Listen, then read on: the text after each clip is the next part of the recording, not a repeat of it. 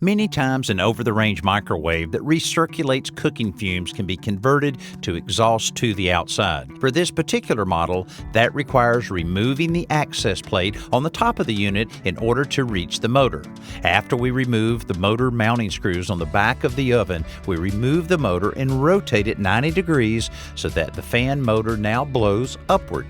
The cabinet over the stove has to be modified to allow the duct to pass through it. We're using a laser measuring tool to create a dot on the ceiling that will identify the center of the hole we need to cut for the ductwork.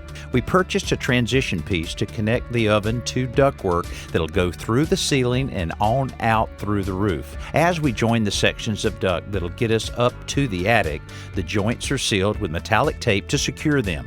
In the attic, we mark a spot directly above the duct so we can cut a hole in the roof decking before we extend the vent pipe up through that opening. On the roof, we tuck the flange of a roof vent under the shingles above the opening and secure it with roofing tacks and roofing sealant. To hide the exposed duct in the kitchen, we build a frame around it and cover it with cabinet-grade plywood. We cover the exposed edges of the plywood with corner trim before the whole thing gets a fresh coat of primer and 2 coats of the wall paint. So the only thing you'll notice is cleaner air in this kitchen.